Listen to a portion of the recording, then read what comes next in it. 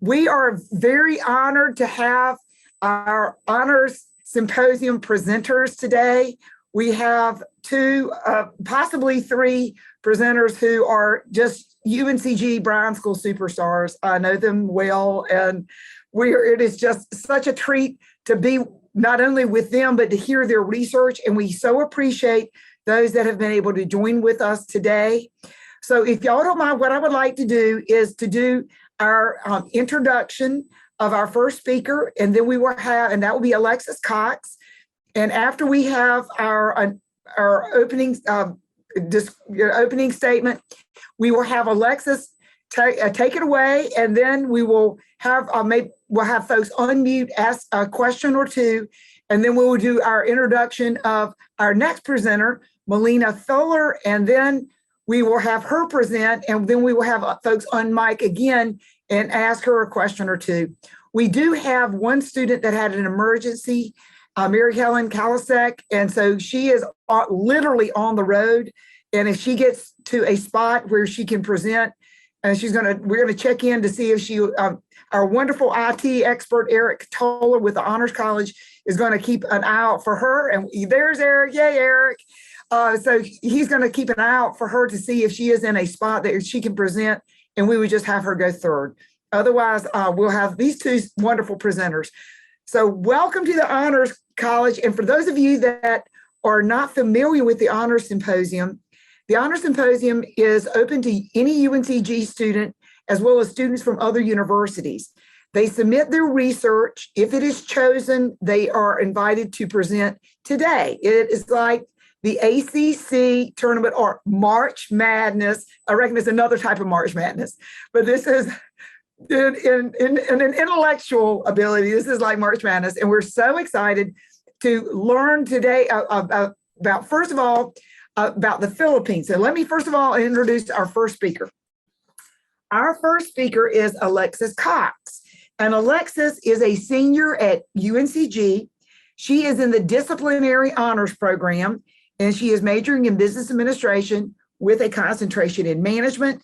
She is the head officer as well as the founder of the UNCG Management Consulting Club, but she is also a student reflection leader. She has been a supervisor for the United States Postal Service, and she has served valiantly in the U.S. Army as a squad leader. And besides working really hard and doing amazing academics, she makes time to volunteer with Make It Happen, which helps underprivileged clients. And I do want to let you know that this is her third honors presentation today. So we are very honored to have Alexis, and I want to let you guys know that we are going to have a wonderful time hearing about her research. The title of her paper is Philippines Business Client Profile. And so I loved reading it. I learned a lot, and I know everybody else will as well. So passing it on to you, Alexis. Thank you for being here. Thank you very much for the wonderful introduction. I'm going to start out blushing, so thank you. Okay, let me share my screen really quick. And okay, this one, and let me go to here. So the name of my paper is The Philippines, a Business Climate Profile. And I got the inspiration for this research when I was in an international business class. And we were learning about the different aspects of doing business in a lot of different countries. And so there's a lot of things involved in doing business internationally. So I thought that maybe doing a profile, like a preliminary report on a specific country, might be helpful to a business that was thinking of expanding. So that's sort of the purpose of this report.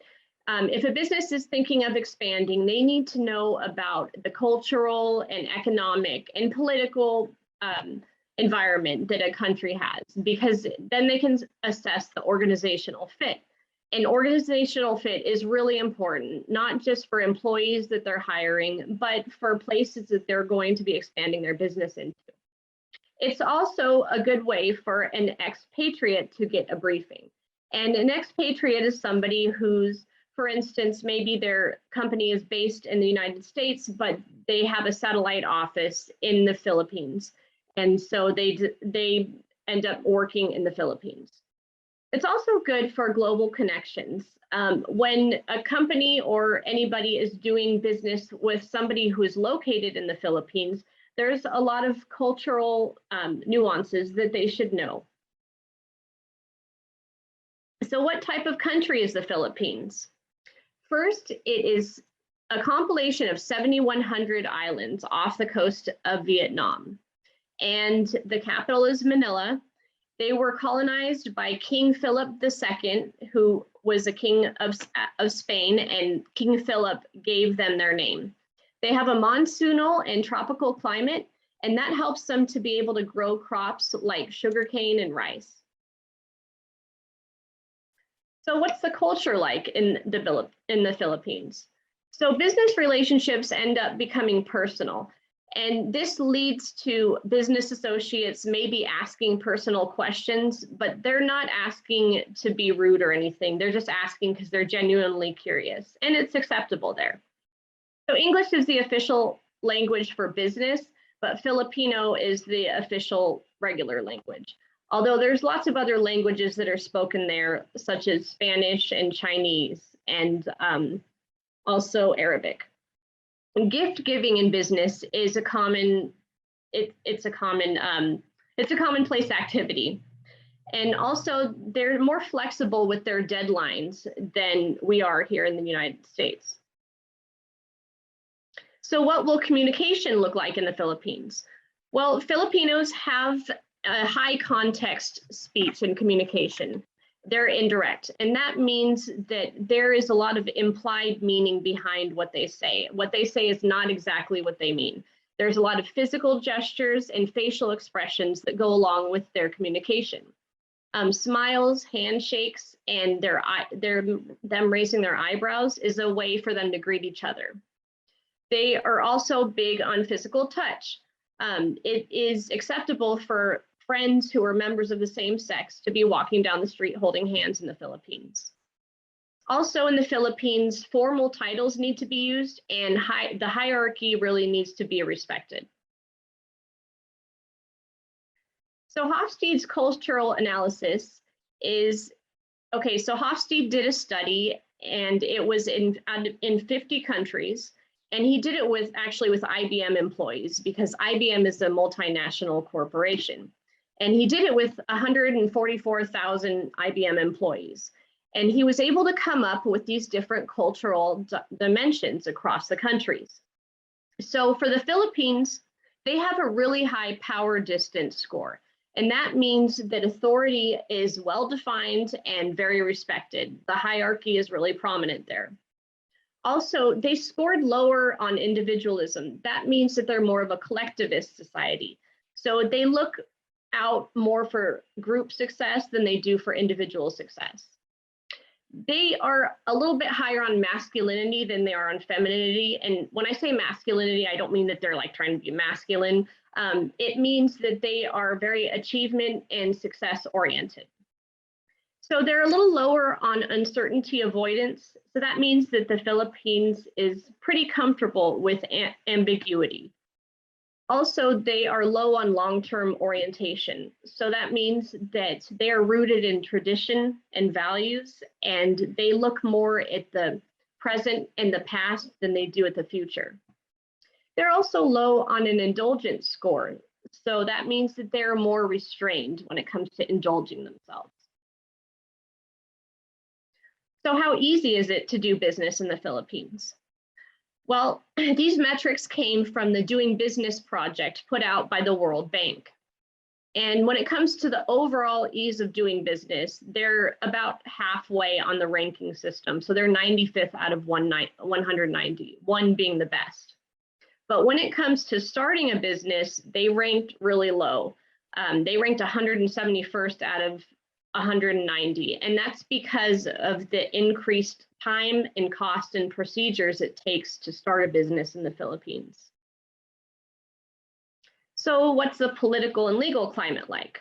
Well, the Philippines is a presidential republic, and their president right now is President Duarte, but he's about to step down in about 3 months. And their legal system is a mix of common and civil and customary and Islamic or Sharia law. So President Duarte has gotten in some trouble with the International Criminal Court. He was accused of crimes against humanity because of his war on drugs. So there was a lot of crimes that were committed that are tied to that. And they had the Philippines leave the ICC because of that accusation. There is an extreme backlog of court cases in the Philippines, and there's also a threat of terrorism, and some foreign nationals have been threatened with kidnapping. So these things need to be considered when thinking about expanding into the Philippines. So we've heard about a lot of the risk, but what's the economy like? So the economy is, it's an emerging economy, and it's also considered a mixed market economy. It is the 36th largest economy in the world. And on the economic freedom rank, it is considered moderately free. And those are, okay, and those are benchmarks of economic freedom that are put out by the Heritage Society. So it's also shown GDP growth that's at a steady rate increasing. And when it comes to the environment, they also have an environmental impact system. And their environmental impact system balances the socioeconomic benefits of business decisions with the environmental impact that those business decisions will have. So what sort of industries are the best prospects for trade and investment? These are all industries that have shown that are really strong to trade and invest in the Philippines with. Philippines are very big about their social media, like a lot of people throughout the world are, so that's definitely a way to connect with consumers in the Philippines. And here's some of the references and the sources that I used for this report. So in conclusion, the Philippines is a strong emerging market, and there is an emphasis in the Philippines on achievement and on relationships. The risks need to be weighed with the benefits before moving into the Philippines in order to assess your organizational fit. So what questions do you have? I've got a question. Yes, So Professor Hassel. Yeah, thank you. Okay, so you were talking about it really takes in your paper. It was great. I learned so much. I didn't know any of this. This is great. You were talking about it takes twice the time to start a corporation as in the average of other East Asia and Pacific countries. Is that because when you're starting a company, you have to do the environmental impact, weighing the socioeconomic versus the environment, and then get that cleared? Is that one of the reasons it takes so long? I think part of the reason, and I'm not positive about this, so I don't want to say this for sure, but I think part of the reason could also have to do with the backlog in the courts. You know, if there's any sort of legal documents that they have to file, that you know, there's a huge backlog. So that could be part of it. But I think the environmental impact system is more for businesses that are already in place, and it's just for them to be able to evaluate certain decisions that they're making. So, yeah. And I so appreciate it. Another is you were talking about the delay. I thought it was very interesting in your paper. They said if somebody breaches a contract in the Philippines, it takes an average of 962 days before you can get a penny, right? Right. So you almost give up. Right. Yeah. I'm not gonna be a pig, and I'm gonna let other folks ask questions, but I have one more question. No. Why is in your paper you talked about the average life expectancy is only 70 years. 70 years sounds mighty young the closer I get to it. So why is it so young? I mean, what is it that's causing the life expectancy to be so much lower than in the United States? I really couldn't answer that for sure. I know that I know that maybe with the corruption that they've had and the court, I mean, maybe the stress is part of the reason. I'm not sure. I got that statistic from the CIA fact book, and it just lists certain statistics about the countries, and it didn't say why it was that age, but yeah. So. Gosh, thank you. It was a wonderful job. Open up for questions. Does anybody have any questions for Alexis? Did want to let you know, I did not know this and you just mentioned it, but I just want to make sure folks got it, that King Philip, Yes. is the reason it's called the Philippines. Yeah. And I didn't realize that. It was just like, wow, I'm a history major, so that's really cool. Yeah, it is. Yeah, and it's 7,100 different places. That's incredible. I didn't know that till I did this either. I had no idea. I was like, whoa, that's really neat. Yeah, golly day. Yeah. Well, you have done an excellent job. Are there any other questions that for Alexis? Well, let's give her a big round of applause, everybody. Yay! Thank you. Yay, bravo. Yay. And so now we are going to get to hear our next treat, and this is Molina Fuller. And Molina, is it okay if I share a little bit more than what I got from the Honors College? Sure. Yes, because I know Molina, and I want to make sure I tell him, get to brag on her. So she is majoring in business administration. She has a minor in sustainability and a minor in accounting. And she is she is a member of the Honors College. She is going on for her disciplinary honors in management. She is from Germany and came to the United States in 2017 to work as an au pair and take care of children. And then during that time, she also took classes at Wake Forest University. While she has been at UNCG, she has also been working virtually in Germany while working part-time in Greensboro, while taking a rigorous course load. As you can imagine, she is fluent both in English and in German. And as I understand, Molina, you're graduating early, right? Mm-hmm. Wow. And so all this while she's graduating early, incredible.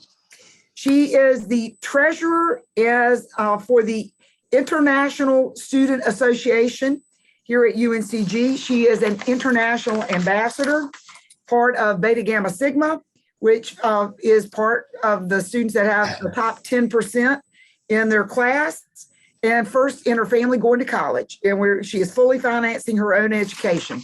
So she has done a wonderful job on her research on the Sarbanes-Oxley Act, which she is going to tell you about now. And so I'm going to pass it on to Molina. And so thank you for being here. And we're so excited about hearing about Sarbanes-Oxley. Let's give her a hand. Yay! All right. Thank you so much for that wonderful introduction. Sure. I'm going to pull up my presentation real quick. All right.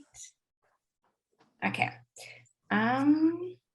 Here we go. So from me again, my name is Molina, and today I will be presenting my research paper about the Sarbanes-Oxley Act from 2002. In this presentation, I will go over, I'm sorry, I have some difficulties. I think I have to do it down here. Sorry. Here we go. I will go over the following points in this presentation. So first of all, what is the Sarbanes-Oxley Act? Then the history of the act, the first responses after its implementation, the law and regulations, and finally the predictions about the futures. So now that you all are aware of the overview, I would like to begin with clarifying what is the Sarbanes-Oxley Act. The Sarbanes-Oxley Act was a response to several accounting frauds. So it is a public accounting and auditing law in the United States. It is named after its Senator Paul Sarbanes and the Representative Michael Oxley. It is also referred to as SOX, or the Public Company Accounting Reform and Investor Protection Act. It is there to set reliable accounting guidelines and a safe investing environment. To understand the creation and the history of the Act, I would like to go over the timeline. So like I already said, the Sarbanes-Oxley Act was a response to several billion-dollar frauds in the early 2000s. One of them was made by Enron, which I'll be focusing on today. Enron, which was probably the most well-known accounting fraud of the history,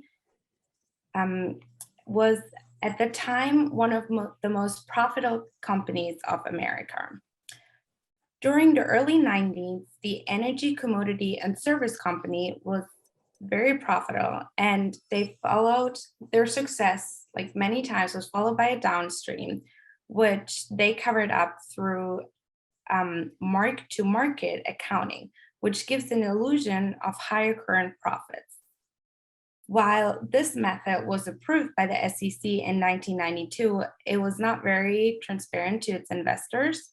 And additionally, they also use special purpose entities, so-called SPEs, which are off-the-books corporations, and thereby they transfer dreadful assets off the books and hid them from Enron's income statements. So this happened in the early 2000s, and they were showing fraudulent numbers to their investors. This strategy was implemented by Skilling, Enron's chief operating officers, and it failed when a big deal with Blockbusters didn't follow through, and then their future assets didn't match up with the revenue of their books. To put this into perspective and numbers, Enron started selling their stocks at $10. It rose all the way up to $90.75 in 2000. And then in 2001, when they filed for bankruptcy, they closed out their stock on 26 cents. The shareholders lost $74 billion, which does not even include all the countless 401k pension plans by employees. This was the first company that caused distrust in the public companies. And after this all happened, investigations for their suspicious performance went on. As a response, on January 29, 2002, Bush called for stricter auditing rules and more transparency to the public. In April 24th, 2002, the Representative Michael Oxley, his bill, Act to Protect Investors, was passed by the House. And in June, Senator Paul Sarbanes introduced the bill, and it was a 79-0. And finally, on July 30th, in 2002, the Sarbanes-Oxley Act was signed into law by President Bush. The Sarbanes-Oxley Act is a United States federal law, and all public companies need to follow that law. So now we're moving on to the first responses. After implementing that law, investors had new trusts into the market, and it also set an example for several other countries like Canada, Turkey, and Germany, which followed with similar laws. On the other side, it also had some criticism. Implementing expensive regulation, just like the Title 404, which I explain more in detail later, can cost the company up to 25% of their profits, which then they're missing for further investments into the company. This obstacle was re-evaluated and updated for small to medium-sized businesses, and the SEC set a bar for $250 million. But this also caused companies to try to stay underneath that bar. Over the years, the Sarbanes-Oxley Act was several times revised and rewritten in parts. Now let's move on to the actual law. The actual law consists out of 11 titles with several sections underneath it. I have all the titles listed on here, but rather than going through all of them in detail, I will highlight the 6 most essential parts, and I also highlighted them in bold on this slide. First, Title 302. It is about identifying reliable and internal controls by signing and filing quarterly 10Q and annually 10K reports by the CEO and CFO. That pretty much includes a statement that through signing, they are responsible that there are no misleading numbers and no wrongful information. 404, like I mentioned earlier, is about management assessment of internal controls.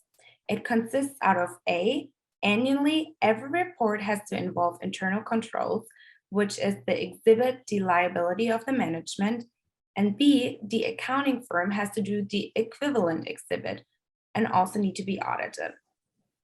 409 is about real-time disclosure, which states that a drastic change has to be reported in a timely manner. Next, we have 802, which is about criminal penalties. It states that everyone that is willingly altering, filing, or falsifying any kind of numbers will be fined and or imprisoned up to 20 years. Additionally, this also says that audit accountants need to be replaced every 5 years, and if they fail to do so or they help falsifying, they will be charged and fined as well and imprisoned for up to 5 years. 806 is about the Whistleblower Protection Act, which just ensures a safe environment for whistleblowers. And finally, Title 906, which is about corporate responsibility for financial reports. This states when CEOs or CFOs fails to make true statements and they knowingly sign false statements, they will be fined.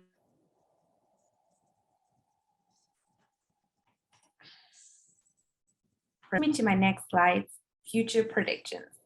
The question is, will the Sarbanes-Oxley Act protect our markets in the future? Markets change constantly and they're permanently evolving. One example that I have is the recent event of the GameStop stock fluctuation. The social media platform Reddit caused a short squeeze on the stock, which caused tremendous effects on the market. To put this into numbers, their stock was sold at $10, it rose all the way up to $350, and it crashed short after. Small trader storms like that happening more repeatedly, and these regulations should be adopted by the Sarbanes-Oxley Act so that intentionally started short squeezers are fined in the future.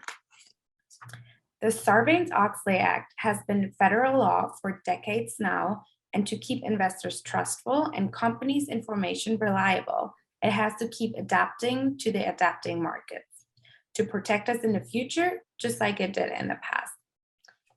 Thank you so much for your attention. Here we go. And yeah, thank you.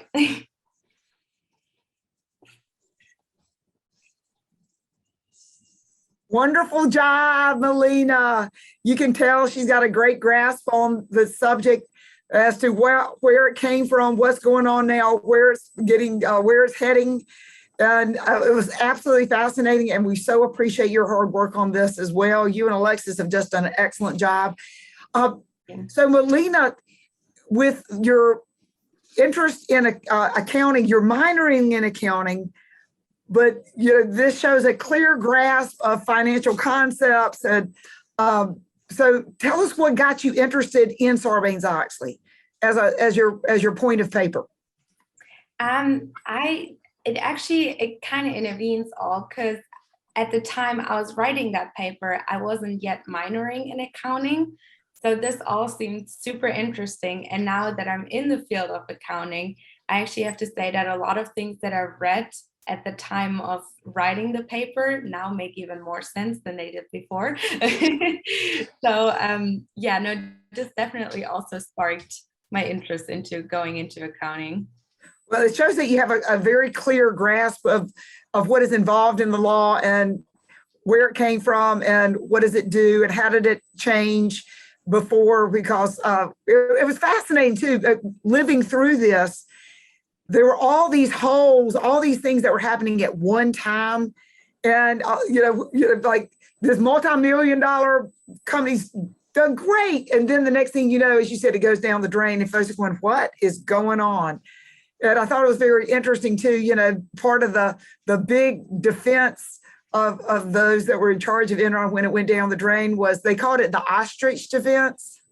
Is that they said, well, nobody told me anything was going on. I didn't know, you know, and so now they have to sign, as you said, these CEOs and CFOs have to sign off and they can be held responsible. So there's no hiding, there's no putting your head in the sand anymore. It's fascinating. Well, that is wonderful and excellent job. Do we have any questions for Molina? I have the question. Hi, Molina. It was really interesting, and yeah, it's a really good act. I think it's really crazy what happened with Enron. So you spoke about the GameStop, and I remember hearing about that in the news. What happened with it? And you said that there was a short squeeze. What's a short squeeze? Can you explain what that is?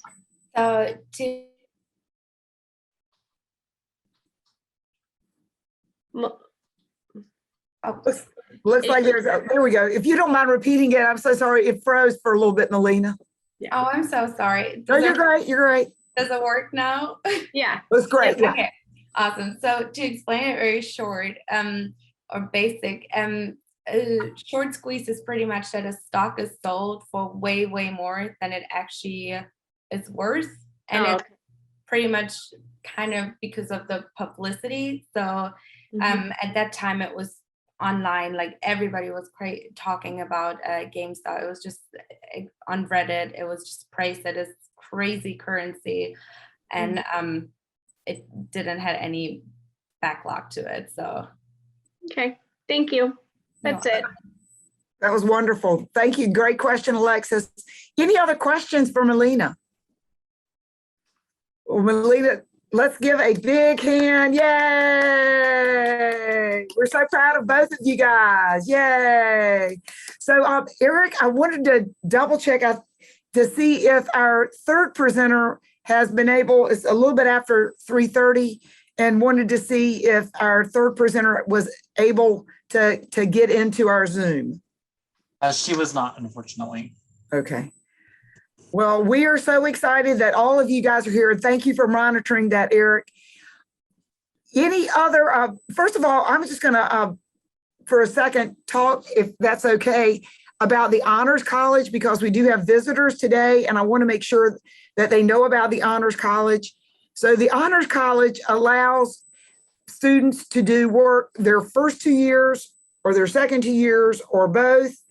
This is called International Honors, and that is where you take your general education courses. They're limited to 25 students. You study abroad, you have a higher language proficiency, and you get to register a day early. They're honors dorms, and if you do that, that's called international. The second one is called Disciplinary Honors, and Disciplinary Honors is in your second 2 years.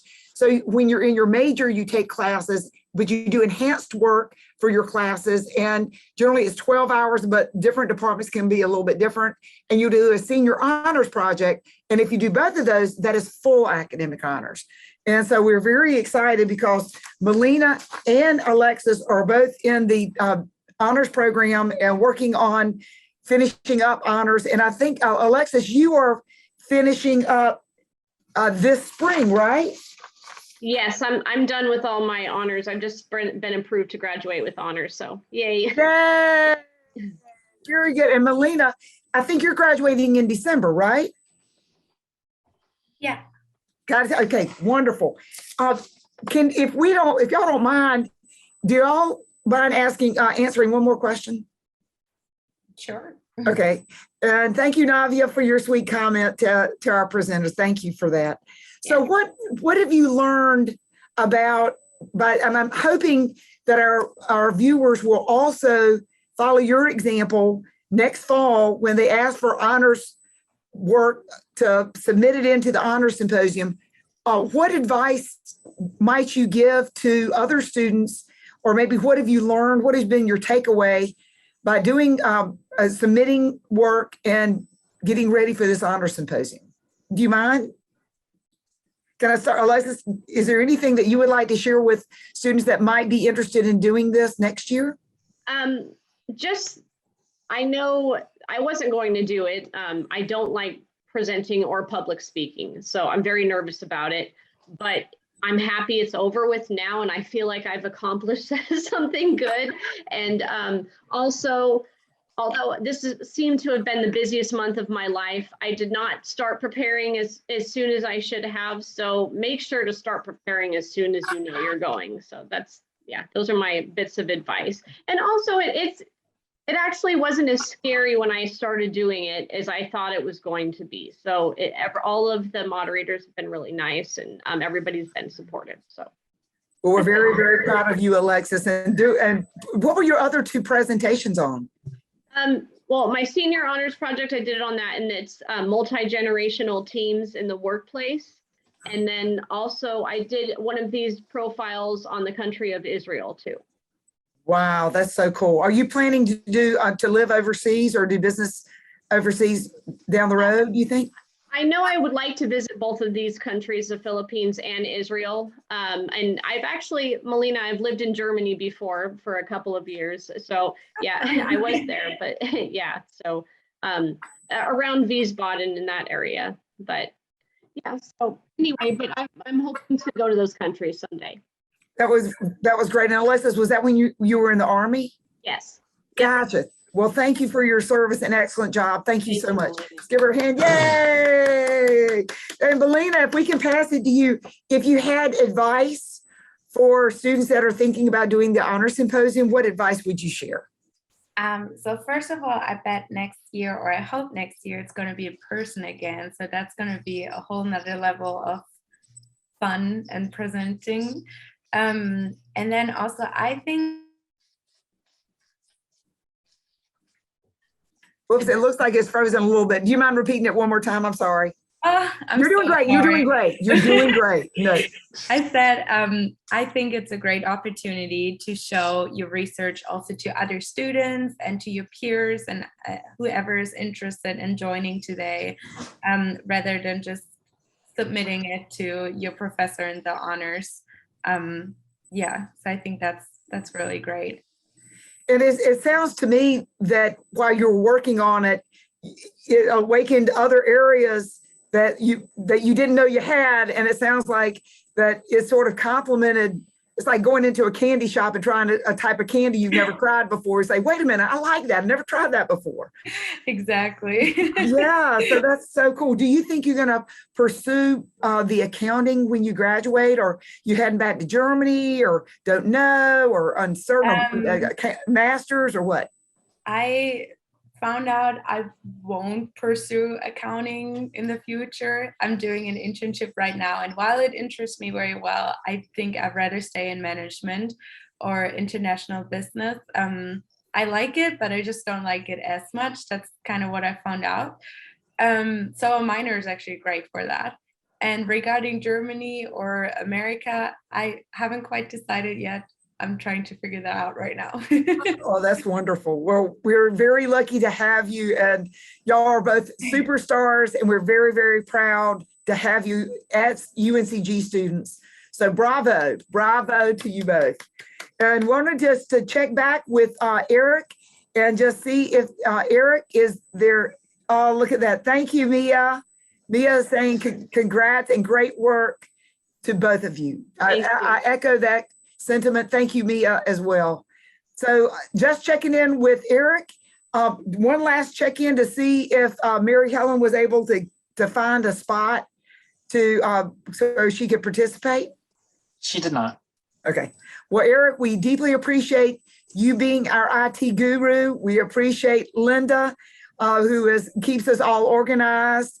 We appreciate Dr. Bolte, who that runs the Disciplinary Honors program. And thank you all so much for coming today. We appreciate it. Yes. Just a quick friendly reminder, at 4:30, we are having an awards ceremony, and here is the Zoom link. Thank you so much, Eric. We appreciate it. Thank you. Thank you for all that you're doing. Great job, guys. Bravo. Y'all have a good one.